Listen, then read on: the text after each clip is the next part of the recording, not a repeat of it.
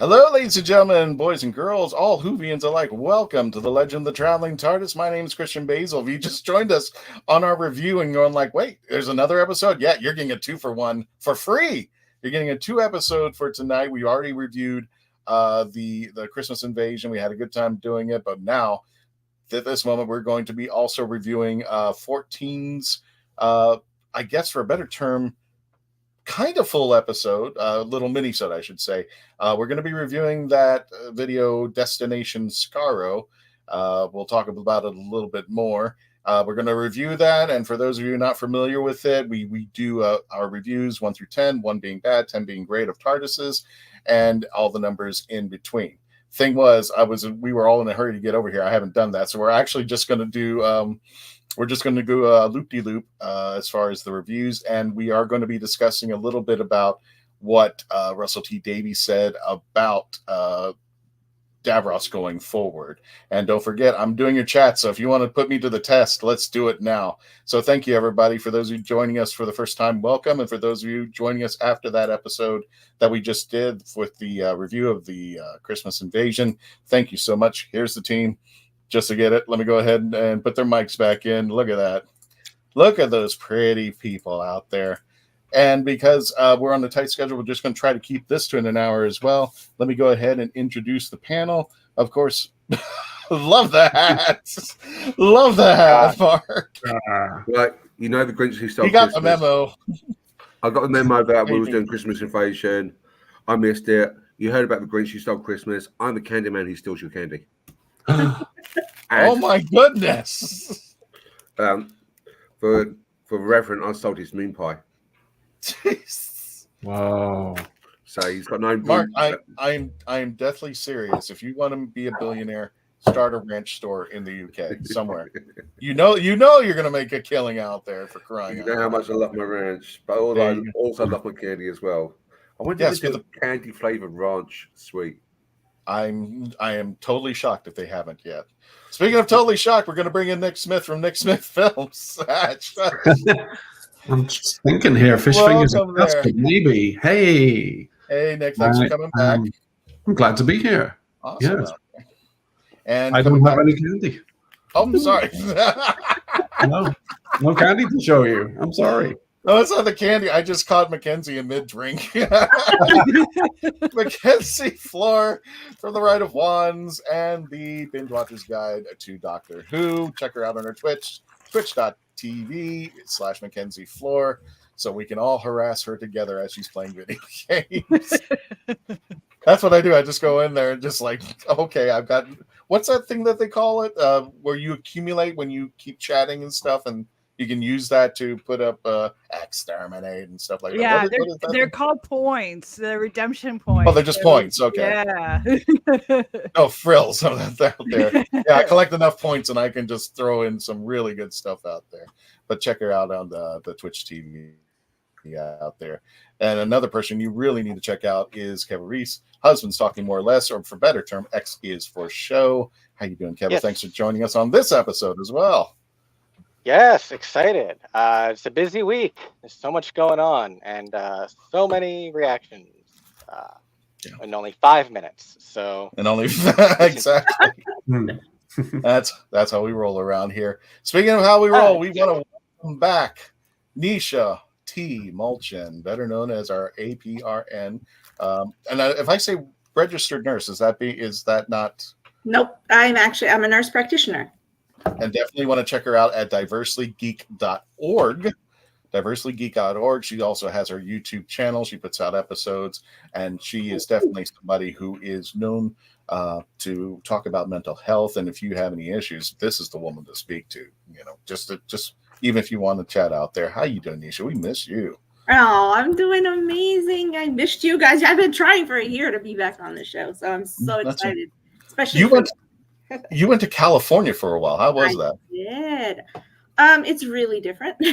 So I worked in North California for a year, and then South California for almost a year. So I got to see the world a little differently. It was cool. Gotcha. And then I traveled to the other side of the world too, so that was great.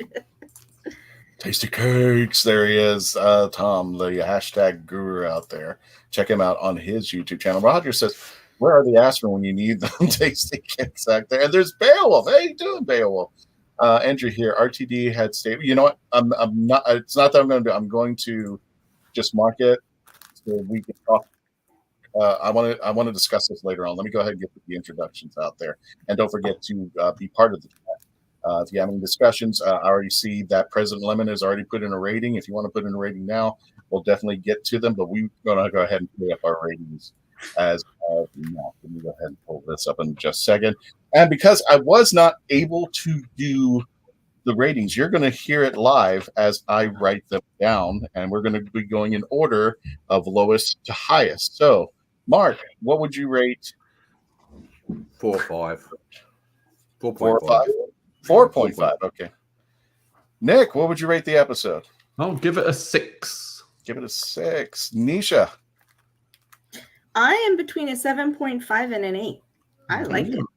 No, I'm going to round you up. I'm going to put you 8. Let's see if Kevo. I'll probably also say a 6, like Nick, but if you want, you can round me down. Oh, okay. I'll keep you at 6. We'll just hold you at 6. Mackenzie, wrap it up. What did you rate this one? Well, my opinion for Davros is completely different than what I thought of the episode. So the episode itself is an 8. Mm-hmm. You said 8. Okay. Yes. Got it. So we've got 2 8s in there. So without further ado, we're going to start with the lowest person in the room. And that is going to be, you know what? As funny as it sounds, Mark, you're not the lowest person in the room. We're going to start with you because it's my show. Sorry, Candyman. That's so harsh. That is so harsh. I can't believe that. So, Candyman, Mark, how would you rate this 4.5?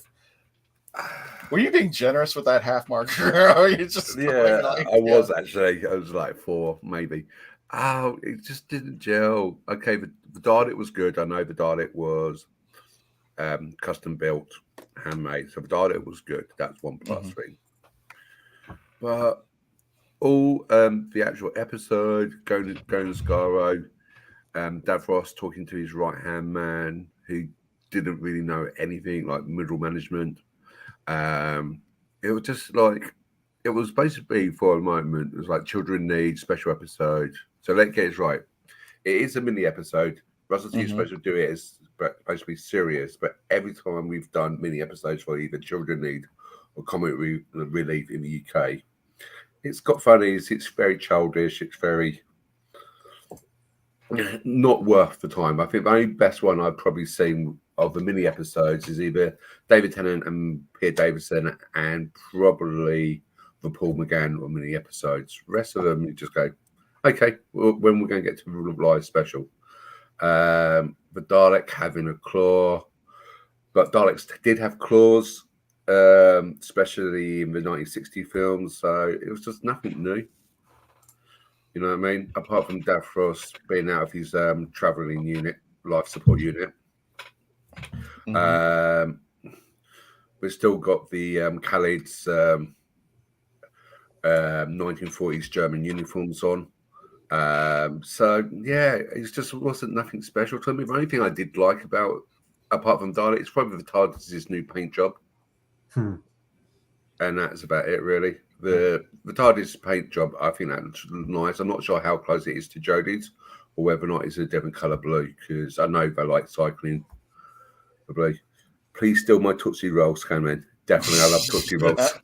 It's not only that, but President Lemon says ranch flavored jelly beans. I think we actually, if I'm not mistaken, somebody correct me if I'm wrong, I think there are ranch flavored jelly beans here in the States out there. Wow.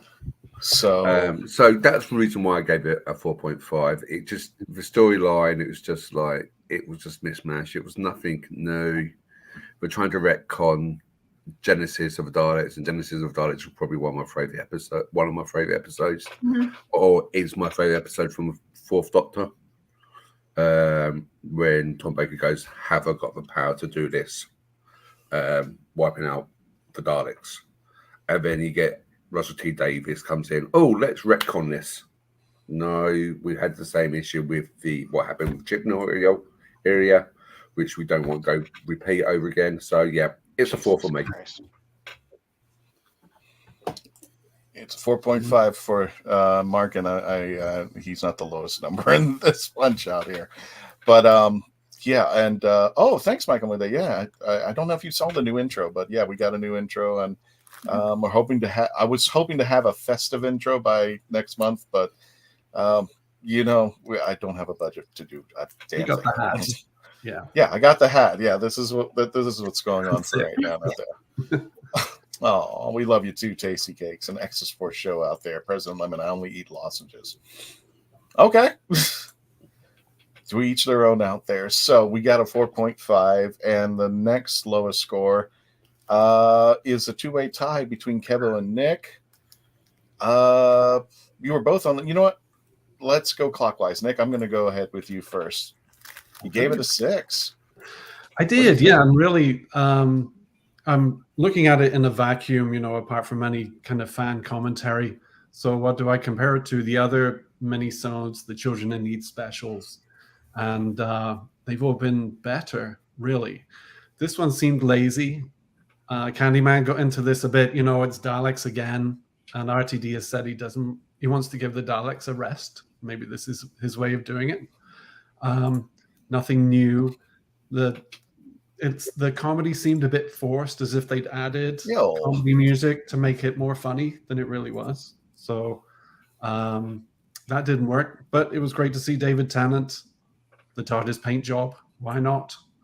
Right. Yeah. It just. I do like the new exterior. It seemed like it was going back to dimensions in time, that kind of thing. You know, let's just have a bit of fun. There's nothing wrong with that. I love that it's, you know, raising money for charity. But also we're so starved of Doctor Who material. If we had, you know, if it was on every week, it would be different. But this is the first real new Who we've seen for a year. So that's another reason why I was expecting more. Davros, he's just some bloke. He seems a bit mean. He's a human bloke. Nothing too exciting there. Yeah, and that's something we're going to be discussing more. It's basically Julian Bleach without the makeup. And actually, he's more scarier in this picture than he is with makeup on, to tell you the truth out there. And, you know, people were arguing that, you know, this is a prequel. And I actually appreciate the thought process of why not have 14 and 15 having somewhere along, maybe possibly along the way, dealing with pre-Thal bombed Davros, you know, beforehand, because they could explore that question even more about, you know, touch these two strands. Now we had Kid Davros. Now we've got, you know, Davros who is moving into, and Candyman. Here's where I got a little confused. They were talking about this was the Mach 3, and wasn't Genesis? Didn't they have the Mach 2? I got confused. I got it. Can you? Oh wait, you're on mute, Mark. I can't unmute you. Sorry. Yeah, no, it was either the Mark 2 or the Mark 3 traveling machine. Right. I think, just going back through it, I think I may be completely wrong. I think it was a Mark 2 in Genesis of Daleks. But you never know. He might have forgotten. The question is, what is Mark 1 traveling machine? That was the main thing. Yeah, one theory is that Davros is Mark 1. His situation is the Mach 1, and then he develops that into the Dalek. Yeah, that's what I've heard as well. And it's I have a lot to talk about over there, but I want to make sure everybody gets their shout out there. Yeah. Well, there's some things I want to say, and I will admit the last time I had a good scream at something that I saw was Orphan 55. And when I wanted to do this, I said, you know, when I do reviews, and it took a while for, you know, like Timeless Children, it took a while. I didn't want to come out there saying, it sucks, blah, blah, blah. I really wanted to condense a thought so that people could relate to, as opposed to I'm just pissed at what happened here. Here's the reason why. And then go off on a tangent where I've heard like most other people. I want to convey it in a way, and either you can appreciate it or you don't.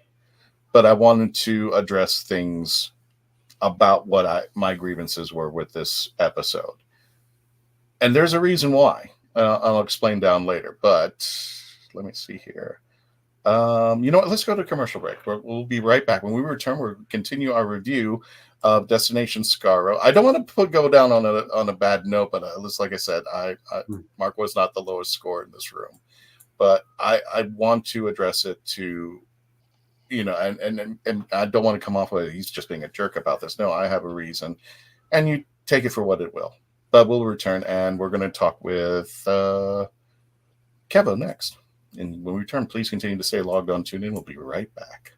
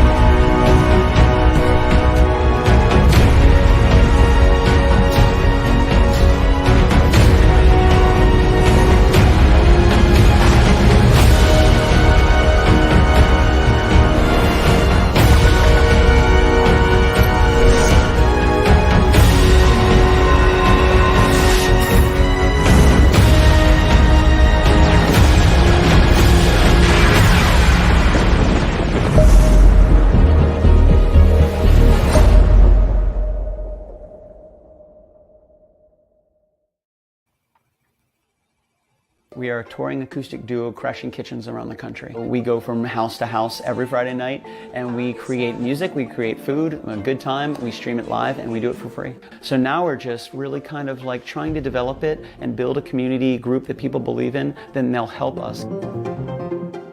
So we played from our rehearsal room, we played from the bathroom, thankfully that didn't catch on. I probably played guitar in my room, not for anyone, in front of anyone, nobody heard, for probably about 10 years. And then one Friday night, we played from the kitchen. It's the main place people want to be. It's where the food is, it's where the drink is, it's where the best lighting is. You can go to any party and I guarantee you, the kitchen is going to be popping. Our ultimate goal, I think, would be to crash kitchens every Friday all around the world.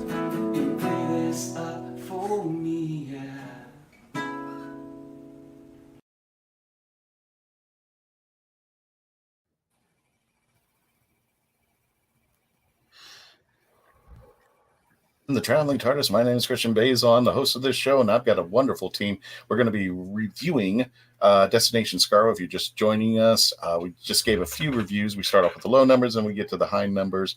And without further ado, let me go ahead and pull the banner down, and we are going to be talking to Kevo.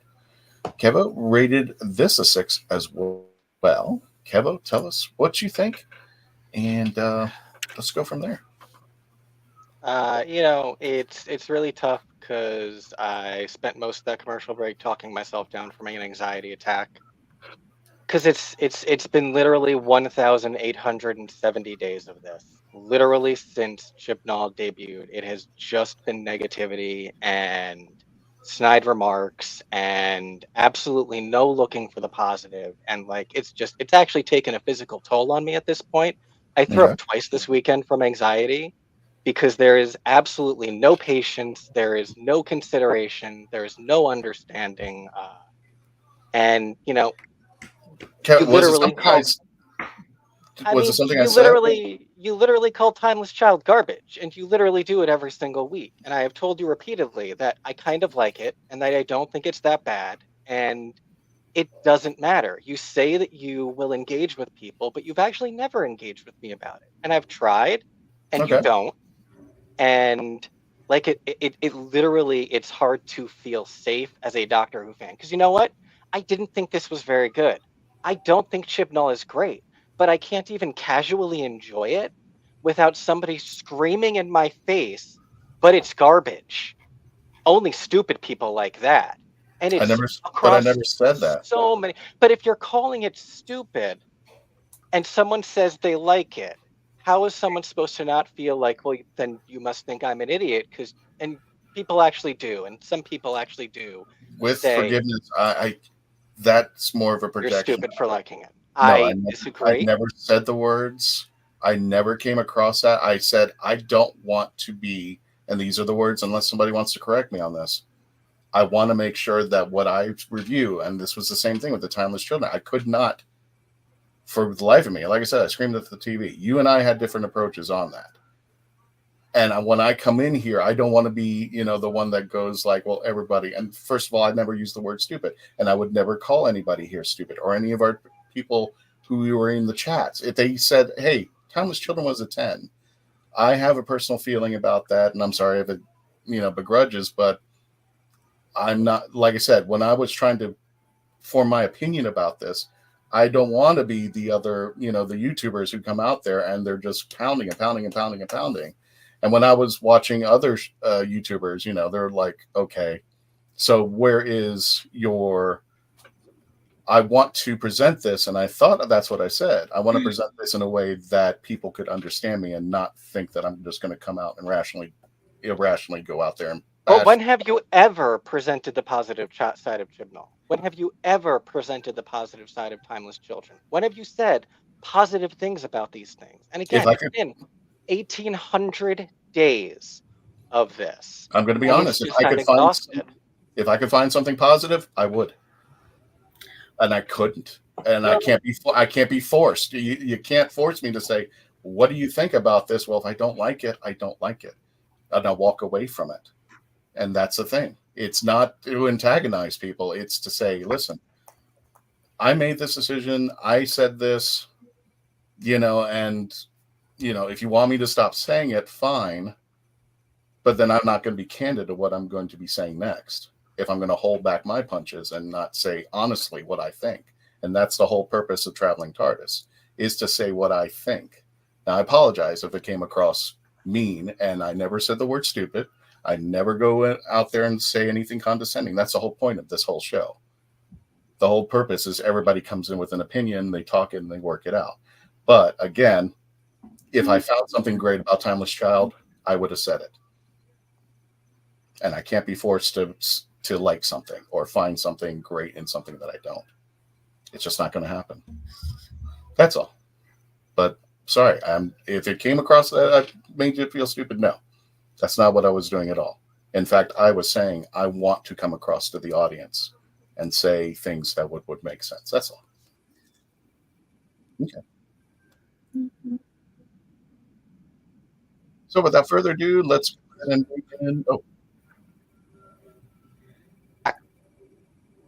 My head disconnected. I really apologize. I was a little worried. But did you hear my last statement there? No, I could not hear any of it. I truly apologize. If you want me to go back and listen to it later, I can. I could not hear No, like all I wanted to convey is this. I can't be forced to like something I don't. And I would never say, you like this. I'm not going to say you're stupid. I would never do that. If it comes across, I can't help that. That's not my intentions at all. What I say here is I didn't like something. Faith loves the 10th Doctor. I'm not too crazy. I'm sorry, the 13th Doctor. I'm not too crazy about her, but I'm never going to rain on Faith's parade either. She likes the 13th Doctor, so be it. I moved on. There's been 5 minutes of the new showrunner, and the episode title is already swearing at him. Like, we're already starting off on a foot of, we're not even considering any aspect outside of just we're angry and we're going to scream at him. Like, For all we know, he's trolling us. It's Russell T Davies. That's like point number one above everything else. He said we're not going to do Daleks, and then Daleks came back. The Doctor himself said the timelines of canon are rupturing. You don't know what the story is, but your instinct was to scream about it? Really? That's where we are at. How do you think WTF RTD is not? How do you think that's a professional and adult reaction? That was to get attention, yes. That was attention, a title. and for what? Do you think that the showrunner or the producers of Doctor Who are going to be impressed? Do you think they're going to want to like engage with this show when that's how we talk to them? And there's never any positivity. There's never trying to consider, and it's just, and I'm sorry. I am tired. And yeah, it's your show. I really am sorry, and I'm not trying to like. It literally causes me physical anxiety when I feel like I am like in a corner being gatekept from Doctor Who because it's not what everyone else's standard is. And nobody's gatekeeping you. What you're saying is I should not have an opinion, or at least that is not what I said at any point. Well, what I said at any point. I said that your language is extremely severe, and it is constantly severe, and it is constantly negative. Give me an example. Why are you putting me on the spot when I literally told you I'm having an anxiety attack? That is random. If I'm here to correct something and you need me to correct something, but it was I need to know what the correction is. It was go ahead. No, by all means, please go ahead. By all means. No, well, I mean, if a doctor's telling me there's something wrong with me and that's it, and I say I hurt, and I'm saying, okay, well, what do I need to do? And they say I hurt. I'm like, I can't. Where do you hurt? What is it that I can do to fix things, to make things better? I mean, you kind of have me on today after a year. I kind of work on this. This is kind of what I do for a living, guys. And I think Kevin must feel safe with me being here. So yes, if you would like, I can help out with this. I've been a Whovian since I was 13, guys. I've been around a long time. And if you notice, Mackenzie and I have been around a very long time. We've done this. We've been here, and we know all the nonsense. We know all the crap that can be thrown out. But guess what? Sometimes we choose to do. We choose to look at it for the fun of it. I am a Whovian. Do I like everything everyone has done? Absolutely not.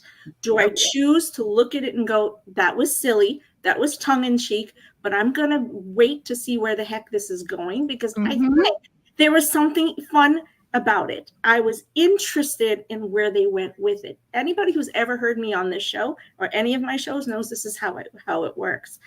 We can hate something. Listen, dude, Chino sure as heck threw me for a curve here and again. I was one of the fans of Timeless Children. And guess what? I didn't always feel comfortable talking about it at all, because there was a lot of relevance. I have known Doctor Who for a long time. Please don't ever think that because I look like this that I don't know Doctor Who. I know it very well. I choose. Okay, whoever needed some meds, I have a company. You can find me. We'll talk. Yes, we're definitely we'll talk later. Find me. Because But let me just say the reason why. And Mackenzie and I, we're kind of sometimes simpatico in these things. I took this as a very tongue-in-cheek way of them looking at lightening the mood of something. I may not love that they made the choice to put Davros in a whole body, but I got the meaning behind it.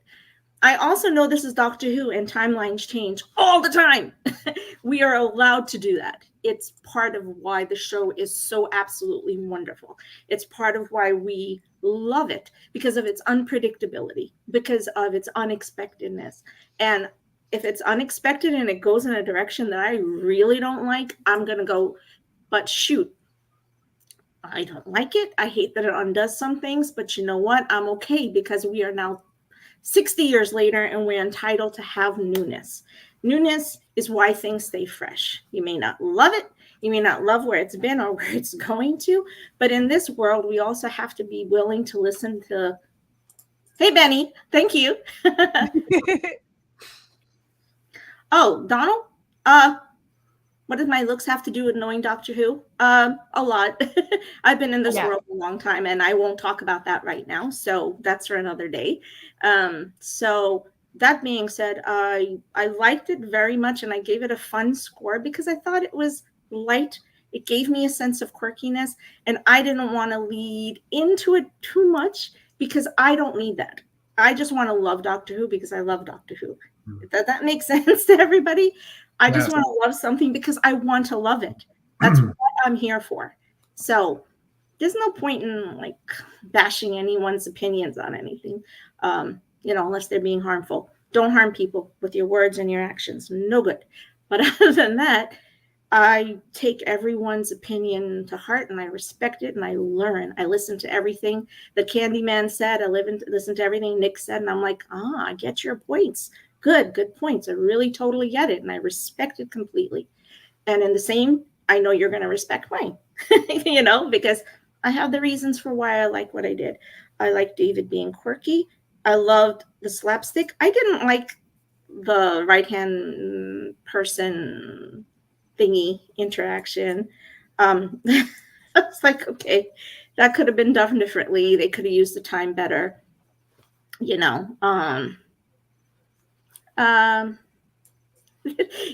but that's what they chose to do with it. Maybe that character's coming back to us in the future. Who knows, right? So that being said, we're not here in TLTT. I've been with him almost from the very beginning, and nobody's here to escalate anyone's harm, anxiety, or anything else. Always remember, just chill. We all love Doctor Who. That's what we're here for, because it's a show that makes us happy and has given us 60 years of happy and happy joy and a lot of anxiety. But that's okay, because that's what a sci-fi show does. It gives us anxiety because it's so unpredictable, right? So, yay. There you go. Right. Well, let's get back on track over there, Kevo. You rated it 6. Tell us what you think, and let's go from there. It was. A lot of people pointed out that it was a little too comedic. Someone pointed out he said it wasn't going to be a comedy sketch, and then it was. What that meant was he meant it wasn't going to be like the Rowan Atkinson comedy sketch. It wasn't going to be like a fake skit. Like it was comedic, but it was just a little throwaway thing. Didn't love the music either. I felt like it was a little bit too bombastic, so I'm a little afraid for Murray Gold to come back. The dialogue was spot on, and I thought it was really cool to see Julian Bleach back.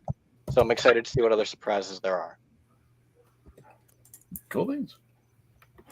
Alrighty. And let's get to Nisha. I'm going to jump back to you. Give it a 7.5. That's okay. Let us know what's in that. I kind of jumped ahead to give Kevin, give everyone a second.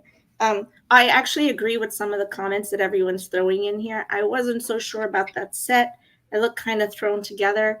I was really taken aback about the TARDIS. I was like, what did you do to the TARDIS? It looks so weird. But again, I was like, maybe it's a time warp. I don't know. David saying, oh, how come I came back in this body? Okay, cool. Everyone's asking that question. So it's established that everyone's asking the same question, including the doctor. Like that. The whole little skit about Dalek, how he names it and how Genesis of the Daleks ends up coming about because he's like spewing out all these things. That's cute. I'm good with it. I'm at a place where I'm leaving it so that I want to see where it goes to. Maybe it's a dream episode. I don't know. So who knows? I want to see it for the fun side of it, and I want to see it for the possibility side of it. That tends to be how I see Doctor Who. You wanted me to comment a little bit about Davros, and again, with time loops and time changes, we have the ability to change how a character presents. I know why Russell RTD did what he did with the character. That's their prerogative to make a choice to do that. I'm on the fence on both sides of why that change was made. I can see, that there are things that let's see how they explain it. Really, at this point, I don't want to make massive, assumptions as to what they're doing with it. So, but I enjoyed it a lot. I thought it was 7.5. You rounded me up to 8. I thought that there was a lot of fun to it, and I'm. Oh, you told me to round you up to 8. So No, you did. Okay. 7 to 5, 7.5 to 8. I'm good either way in between those. I'm happy with it. I'm waiting to see what the heck he did with Davros. I get it, but I still want to see how he explains it. Then I'll comment more on it. I think we're too early in the game just to do that until we figure out where he's like how he's taking the storyline. If that makes sense, you know. When I get a little bit more input, I think it'll be better. So, but I'm ready for something new. Gotcha there. And Tasty Cake says the Abbott and Costello stitch was a bit much. I think he's giving it a 7. Let me go ahead and get to the audience score. President Lemon. Wow. Yep, you got a good one. 2 out of 10. Already the jokes weren't funny. The set looked like cardboard and it not in good fun way, and the music is terrible. 2 points only because pre-accident Davros was fun until Russell happened. I kind of like the idea of them going back and seeing a pre-Davros. I don't mind that because, again, I think I already mentioned before, but just in case there's new people here, I like the fact that we can go back and take a look at that because I think it explores more about the touch these 2 wires scene, where we go back and now he has to deal with Davros before the Thals bomb him. And, you know, will he change anything? Does he still show mercy? I mean, what kind of deal is going on out there? And, you know. So I'm just reading President Lemon's. The set looks like cardboard and not in a fun good way. No, that's right, because the children in need is basically they do it for charity. So they don't get paid for doing it. So the set's going to be rushed. It's going to be done quick. I think they filmed it on David Tennant's birthday. They did. Yeah, which is a couple of months ago. And literally, they were still trying to film standard Doctor Who as well. So they're rushing around and then they're doing something for a charity event. It's not going to be crystal clear, set perfect, anything like that, because it's done for charity. It's fun. With that perspective, I have $5 that says 50% of this Davros choice was that wheelchair is expensive. Yeah, because he's also a very practical man, and getting Julian Bleach back for no pay was already a miracle. So I'm probably not down. Progressive. I'm not. A lot of the minisodes are set in the TARDIS, so they already have that set. Well, I thought they were solidifying that this is pre-Davros before he gets attacked, before he ends up into the chair. No one knows this. It's not. No one knows. That's the point of what I'm saying. Okay, well, that's what came out to perceive it, but that's what I got from it. It's what the fans want it to be. Gotcha. A lot of the fans want. Sorry, rephrase that. A lot of the fans want it to be that way, so it makes logical canon sense. But as Nisha says, it's Doctor Who. There's nothing as canon, so who knows? Yeah, who knows what the toy maker's doing, meddling with reality, maybe. But what I said, it could be a dream sequence. What do we know? So we have no concept at this point. All we did was we were handed something, and that's it. That's it. So we got to wait. Threw it at the wall. Yeah. I mean, Roger says, I enjoy the tales of the TARDIS minisodes from President Lemon, even though I just seen the clips here on YouTube, to be honest, because they were more touching to watch. And Beowulf says, Andrew here, RTD has stated it wasn't a comedy skit. Then we got was totally weird. Some of the jokes went too long and the clown music wasn't good. The set, the Dalek, and Davros were all amazing. Yeah, like I said, if you watch Unleashed, you actually see that the Dalek was actually a fan-built one because he had all the signatures signed inside the Dalek. Of the Doctors. What was that?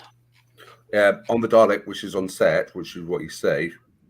Yeah. It was Genesis. When you was looking through Doctor Who Unleashed, which is a new Doctor Who Confidential back in the day, they went, "Oh, have you signed this?" And they lifted up the Dalek. And you could see the signatures of other Doctors signed in the Dalek. So that Dalek you saw on screen have been signed by various Doctors. Oh, cool. And but if you notice that the interior door, when the 14th Doctor opens it, it still has 13's interior. Yeah. And if I'm not mistaken, didn't they blow it up in the last episode? No. They did not. They didn't give it. They did not do that on that one. Okay. All we saw was Tennant coming out of the TARDIS and looking at his hands, going, "What?" Yeah, on the cliff, on the one of the Archie's cliff faces in England. You didn't see anything what happened in the TARDIS. Gotcha. Beowulf says, I hope RTD has a universe reason for the change in Davros if he is changed after the Genesis story. Roger continues here. Davros before the accident, from now on, Russell. I think that's where everybody was coming across that. Yeah, that's what people are wanting to happen. Whether or not it does, who knows? Gotcha. And Tasty Cake says, he's just repeating himself out there. Roger Andrew, give us a little bit, take more on this, Roger. Got 4.5 as well. So, gotcha. I'll tell you what, we are, we're about almost, we're on a hard break. When we return, we're going to continue our discussion and our topic here as far as Destination Skaro and our discussion more into Russell T Davies about Davros. When we return, please continue to stay logged on, tuned in, and become a part of the legend. We'll be right back.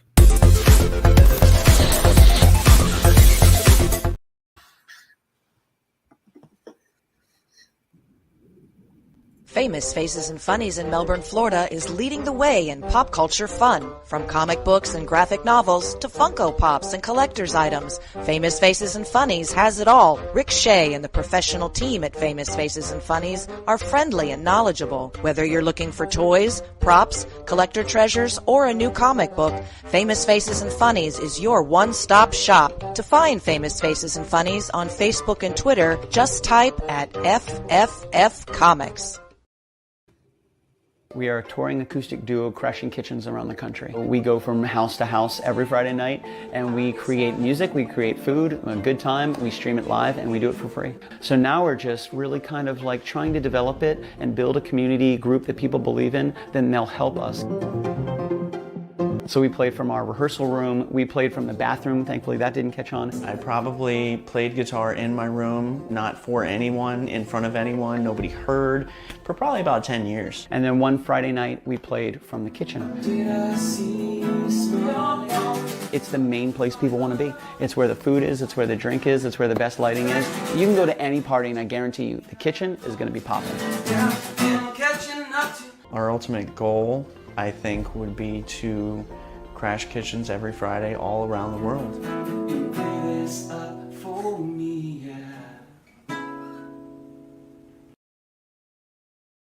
Meet the Doctor. I'm the Doctor. But not the one you were expecting. All right, sexy. It's time to go home. Doctor Who Velocity. Streaming now. Oh, brilliant! It's hard to believe that in the 56-year history of the greatest sci-fi television show in the English language, there has never been a fan guide to Doctor Who.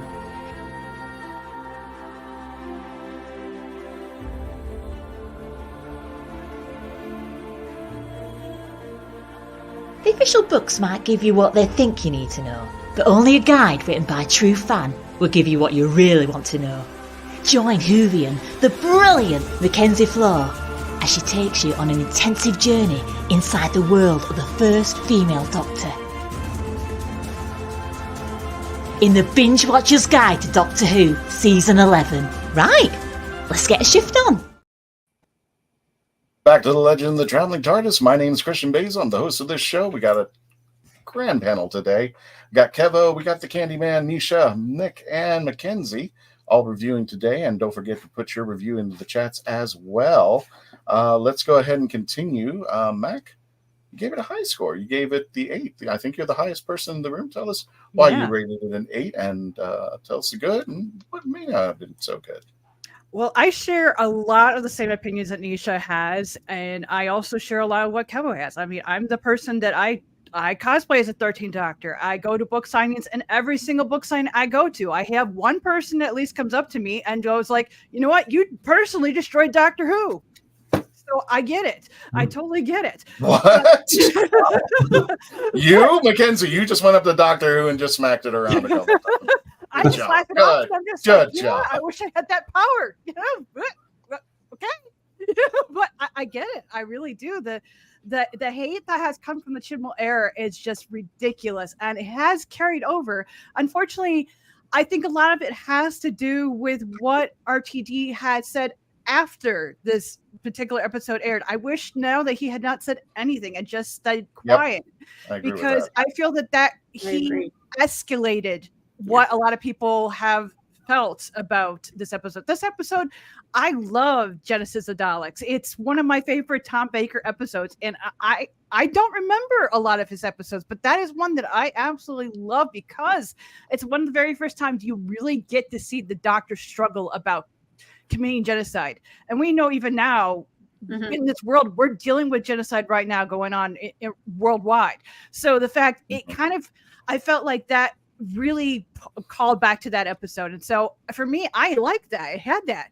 I didn't really care about the set being dull or how the TARDIS, the inside of it looked inaccurate. I wasn't looking for any of that. Things of, oh, how am I going to tear this 5-minute episode apart? This is children of need. These are kids who are watching this. These are kids who have needs. It's be kind, be more responsible, be responsible for your words. Words matter. Pay attention to what other people's feelings. Just because your opinion is one thing doesn't mean that somebody else's opinion is less valuable. And that is one thing that has really came out of the Chibnall era, is that people are in really politics. And I blame a lot of this on the right side of politics in America, because it's brought out the bullies that, it's your opinion, your matter is the only thing. We all have a backside, and our backside stink, but apparently the right side wants to think that, my backside doesn't stink, and I'm not going to admit it. So there, my opinion is the only thing that matters. I don't care what anybody else does, because I live on a king throne, and I'm the only one that matters. That's why I'm looking at this as I want to have fun. I want to enjoy Doctor Who. I'm going to sit back and I'm just going to enjoy it for what it is, not for all the hate that's come out. I just just chill, people, and start thinking. And for all that it's not. Yeah, exactly. And it's just I really do. I wish RTD had not said what he had said, because based on what he said, my opinion of what I saw I wasn't going to let that whole thing with Davros change my opinion of the episode, because I liked it. I liked it for what it was, the silliness. We haven't got to see Doctor Who in a year, but I also feel like we have to address what RTT said from a point of words matter, not only from the perspective of how it affects those, people that Davros may or may not have been representing, but also as writers, as the people who created Davros and what his feelings were. And really, in a way, it's almost RTD was kind of playing into the politics. And that's just, I don't like that. I don't like it. We're not cancel culture people here. No, we're not. It really, what he said, actually, from what I've seen, especially a couple close friends of mine, and I do have some responses from our YouTube channel when we asked the question, did you agree with what Russell T Davies says? They were not happy. And they did not. I found that it was a conflation that wasn't even necessary. I mean, when it came to Davros is not the way because he's in a chair. He's a madman. He is Frankenstein who created a monster, and he wants to be more like the monster that he created. So that's why he's in the chair. It's a life support system. It's not that. And RTD, growing up, I had a dad who had rheumatoid arthritis, both his arms and legs. He was crippled. He could barely do anything. I had to put I did more walking than he did. It's true. And not once did my dad go, okay, going to take over the world, or when we're going to commit meeting. I mean, it never was like that. So how are you conflating this to people? That's not what it means, though. That's what it felt. That's not what he said. That's actually not what he said or what it means. But Yeah. it's not what he said or what it means, and that's a huge part of the problem. He never said that or meant that, and he wasn't even right. He is overreaching. Yep. But that's not what he said at any point. Oh, yeah. And I've seen a lot of people say that he said that, but that's not what he said or what he said. Well, if that's the case, that's how they took it. So And he's it's not- talking about stereotyping, and that at the time and the era of this impetus of this entire character, it was very Right. common to stereotype, right? And to give very strong Frankensteinian qualities to the evil other person. And so at the time, a lot of, I mean, if you're a Marvel fan, if you're anything fan, you know that the wheelchair actually went a lot with the evil characterization. See, I'll disagree with you, Nisha. So, like with Marvel, you had Professor X. With DC, you had. Right. No one said there aren't heroic people in wheelchairs. I didn't actually finish speaking about it. I was going to. I didn't finish my statement. Thank you. There were many that were characterized in that way, and many that were not characterized in that way. We're talking about this particular thing, so I'm not. I'm not saying that there weren't great characters. Kevo can tell you, because we do Marvel comic shows together. I'm very versed in it, and 100%. I am literally a diversity organization. I 100,001% want to see people with disability or other representation. Absolutely. He's just specifically talking about as an error in his perspective as a director, as a filmmaker, where he's like, oh, we saw a lot of this at the time, and we're trying to undo it. Do I agree with him? I'm gonna go down and say yes, because I don't necessarily agree with his statement, but it's what he did. So he was talking about a stereotyping and wanting to be able to unlather that and unlayer that stereotype. But when it comes to Davros, it's not about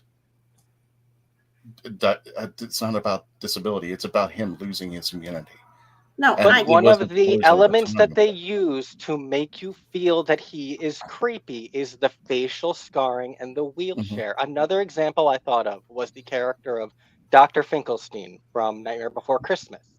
He's this decrepit old man, and they put him in the most antique, creaking wheelchair they can. And when you think of that character, what are the first things that you then think of when you think of this evil person? And no, you don't assume all people in wheelchairs are then evil, but it's still conflating this thing in your mind. People are terrified of old people because of how many movies there are of terrifying old people. It is a common trope, and that is a huge part of why people are terrified of old people when they shouldn't be. And it's about destigmatizing the bad tropes. Also, Professor X is terrible. So, that's a horrible example. And he's no longer in a wheelchair. And he hasn't been in a wheelchair. You don't want to go down that road. So that's also a bizarre example to me. Well, I didn't bring it up on purpose, I promise you. Yeah. I would say, how about let's use Captain Christopher Pike from Star Trek. He has a very similar situation as Davros, where he is involved in an accident, also is on a life machine. It's very possible that even Star Trek was even inspired by Davros's. At least I think it's very possible, because of the time period it happened, that there was some type of influence between Star Trek and Doctor Who, being that Star Trek was inspired by. And Christopher Pike's not evil. He's not evil. He's not angry. He's not a douchebag because of what happened to him. Yeah. And that is kind of there. I feel like the wheelchair thing was played up for horror. Yeah, Wasn't it horrific? Isn't he hideous? Yeah, and it totally was. And going back to the whole thing of how RTD should not have said anything, I personally saw on Instagram, there was somebody who mentioned about Davros and how he shouldn't be changed and blah, blah, blah. RTD wrote tough. I'm like, excuse me? Are we arrogant here? You're just doing exactly what the NBD do. It's like somebody yesterday. He did, yeah. When I saw that on Instagram, I'm just like, why are you taking the Tiki Waititi approach? Yeah. I remember that. That, or Taika, whatever his name is, the gentleman who went out and said, I will destroy your mythos in a second. I was just like, dude, aren't you trying to convince these people to be on your side? You're not helping. These people, you just lost money. You just lost eyes. You lost seats because you won't take the responsibility to stand up and say, this is the decision what I made. Fine, back it up. Grow a backbone, talk to these people, be mature about that. And if they don't come, they don't come. But that was a decision you tried. Show some respect for these people who don't agree with what you got and let it happen. But at least try and say, hey, you know what? I was on the higher ground. Sorry, Obi-Wan. I took the higher ground on this thing. I want to be better than somebody who's criticizing me. And, that's how you get people into the seats. That's how you get tickets being purchased. That's how you change minds. When you talk to somebody like they are respectful. And instead of, what was it, tough? I read that whole Instagram thing. I think I have it somewhere. And I was just like, he had a concern. Yeah. He does. I mean, what? And it was just like, okay. What's that? It wasn't phrased incredibly politely. Is part of the thing. But how are you going to convince somebody when you just say, well, tough? I mean, that's not even an attempt. That's just a lazy, I've given up. I don't have anything to say on this matter. And it's just like, he's a queer man who survived the AIDS crisis. He doesn't owe anyone defending himself on social media. Is he being a little cheeky? What does that got to do with sometimes? You love cheeks sometimes. It just depends on the circumstance. He's just working on a trope that's actually been addressed many times throughout and is being addressed regularly. It's called the evil cripple trope. It's something that's extremely well researched. It's something that's well written about. And in the world that we're in now, we do have to really look at what we're doing. Are we falling into stereotypes? Again, remember, I told you I was going to sit the fence on it. And I apologize, Candyman. I didn't mean to jump on you. I hope you didn't think I did. It's just what I'm saying is I may not love his choice of what he did. I get the perspective of why they did it because they're countering the trope as much as they can that they see as a trope. Do we, as Doctor Who fans who've been here forever, see it as that? I promise I probably would have said something by now if I had actually seen it that way. I think I can understand why Russell T Davies did what he did for children in need. I perfectly accept that. The thing is, when I was reading this is my own personal view, so everyone's out inspected, and if I offend someone, I do apologize, but this is my subjective point of view. How he said it, because of people used to think that people in wheelchairs are evil. Davros is in a wheelchair, therefore everyone who's in a wheelchair is evil. Paraphrasing, not exactly what he said, but I am paraphrasing it. But when it comes to the character of Davros, because we know, like we said just a moment ago, we know there's some good people who are in wheelchairs and there's some bad things. Comics are portrayed good. Cover does something Professor X does. I've just gone from what I've read. So I do apologize to Kelly, but there are other characters as well in both DC and Marvel which have disabilities, whether or not they're in a wheelchair. Yeah, Oracle, Daredevil. I know he's not in a wheelchair, but he's blind. No, absolutely. Yes, okay. And Kirito in Sword Art Online. We covered Online. Daredevil, so yeah. Daredevil, absolutely.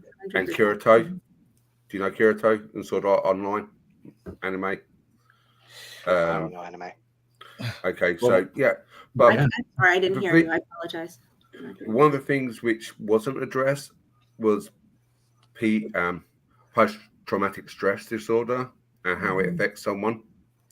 And when you got Davros in a war situation, he grew up with war. Yeah. And his character is a war child. Mm-hmm.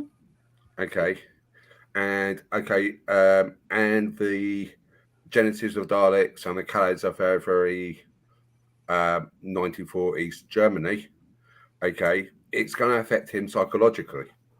And if you want to jump in, Nisha, about post-traumatic stress, because that is a real effect that affects people. I've seen it with veterans in the UK. Mm-hmm. Oh no, 1,000%. I work in trauma recovery from every direction you can think of.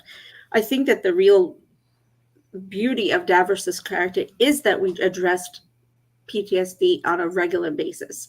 The one thing with Capaldi, I was just talking about it with my daughter, is that we had a chance to step back and see child Davros, right? A child who was space where there was a hopelessness. And and a hopelessness that came from not just trauma, but pure war, pure dissent, and a constant bombardment of the mind and the spirit. And so if that's what imprints on you is what's around you. If you don't have anything to or peel away the layers of trauma memory, then trauma memory becomes you, because that's all you know. It's very difficult to find any way to redirect it. We saw Capaldi's character struggling with, should I do this? There was two things he struggled in that moment, just like Genesis of the Dalek. He had to, in that moment, struggle whether or not he was going to, should I just take this child out? You know, do you do that? Do you do that in the middle of knowing all of the atrocities that Davros is going to affect in the entire universe? What do you do? And looking at this child, knowing there was the possibility of saving him so that the trauma memory maybe had a different direction to go towards. We deal with this constantly. That is all Doctor Who is. Doctor Who is about the traumas that the Doctor has gone through and physically having to readjust for. From the moment we get the Doctor is literally living in trauma, right? And runs away due to trauma. So exactly. In this world, Davros is a summation of a constancy of trauma and trauma and trauma and trauma, where all the imprints only lead Davros in his personification towards the character that we see. You know, the question I have is, by undoing a big trauma, which is the disability and the wheelchair and the scarring, are we taking that particular characterization and the personality and the behavior and the mental state of that Davros, and how are we addressing that? Because now we really have to change Davros, because now so many of the trauma memories that imprinted on him, we now don't have those. For me, that's what went through my head. I'm like, okay, so where are you going with this? Because this is a big decision. It wasn't just taking him out of a chair. It was taking him out of a scarred body. It was taking him out of all of those imprints that Davros as a character had lived through to get Davros to the point that we knew Davros to be. Does that make sense? Mm-hmm. That's a whole different story for me. That's the first, my head went, yeah, but now you peeled away. Remember all those layers? You peeled away how many layers of this character, and you took them away. Now what are you going to do? We're making it more internal. We're internalizing it. Terry Nation was saying war is bad. It's, you know, it's going to hurt people. You're going to lose limbs. You're going to be mentally scarred. And so we have to rewrite all that or do something different with it. Okay. Exactly. And I agree 100%, because I'm also somebody who suffers from PTSD. Mm-hmm. Not from war, but I do also suffer from PTSD. So a lot of thing with Davros, I really could relate to having that anger. I went through years of being angry because of what happened to me, and I blamed other people for what happened. I blamed my parents. I blamed religion. I left religion. I still will not go back into religion, because I know for me, it's not safe for me because of what I experienced. But does that mean religion's evil? No, absolutely not. But for me, that is the way it actually is. For me, I'm as left as you can be. My parents are trumpets. They're as far right as you possibly go. So it's like, I understand both perspectives there. And I also have seen it from both perspectives. But yeah, there's so many levels of layers. And from like a screenwriting perspective, you want to bring in a concept and pull those layers back to make it exciting, something new. But are we really ready for this change with Davros? I don't know if we really are at this time ready for that. Maybe if this turns out that this is a pre-Davros, or this is a Davros from another universe. I mean, Nisha and I have talked about this, where I have said multiple times where I have thought the Master was a different universe Master, and that's why he existed after Missy. I still believe that, whether that is canon or not. I still do believe that. But that's one of my ways of going through logically explaining, you know, how can they make a canon out of this without it being canon? And I want to respond to Andrew Morse. I just want to address Andrew Morse's comment real quick that Ruth Madeley was said that she was instrumental in changing RTD's view of disability. And I also I need that to be part of the conversation. People keep saying RTD, RTD, RTD, the same way they said Chibnall. Like these guys make the show in a vacuum. Like there's no one to stop them, no one giving them opinions. Like no one in the writer's room or the actors said, we like the timeless child. Like, do you think David Tennant is thinking, God, my boss is an idiot, but I'm stuck? Like, these people are also involved, and that's also a huge part of the conversation. Thank you. I'm sorry. Okay. Well, we got 2 more chats left, and then we'll go ahead and wrap up the show. I only wanted it to be an hour. We're going a little bit on that one there. So Edward says it was clever. It served a purpose, a funny episode to whet the appetite for New Who before next Saturday. Like pre-Thal bombardment, Davros, but hope it will be used sparingly. 8 out of 10. And JWC reviews. How you doing, buddy? 3 out of 10. It was great if viewing it in a harmless piece of fluff for a charity event, but then when through the prism of a serious piece of Who, it was poor. Yeah, I do too, because it does feel kind of weird that they basically took a very serious drama of Genesis of the Daleks and tried to lower decks it for 5 minutes. And why? And that seems to be that. Well, that's the case, and it's just like, okay, yeah. From a perspective, like if I'm coming from Disney Plus, or if I'm a kid, yeah, it was meant for the kids. And then my first question is, why even do Davros? You got 880 episodes. You got tons of people, villains, and fun stuff that you could throw in there. Why even address this point in time? But like you said, there might be a chance that they may review it. Who knows? Yeah. But it's retcon. Every once in a while, you just your head explodes. Is that your head? Nisha, is retcon actually a serious disease in Hollywood? That's what I want to know. It's a multi-universe. There's some kind of spinoff. Dude, I was watching Endgame yesterday and thinking, "Gosh darn it!" We've been talking about, like we said a few times, we think there might be a split regeneration, and like Judy and 14 might become different doctors. Like we've already talked about so many crazy things, and this is what I mean, screaming. Like what? It's not necessary. But like there's so many different options. Possibility so, is everything. Would it be better to have a 5-minute clip of the Star Beast, or maybe an intro to the Star Beast? I think that would have been better, because that would have gotten people motivated into the next episode. And plus, and that's the thing, I'm still looking on Disney Plus. I keep on typing in Doctor Who search, and I still don't see it show up. Even a little trailer to get people started. Just like, here's a trailer.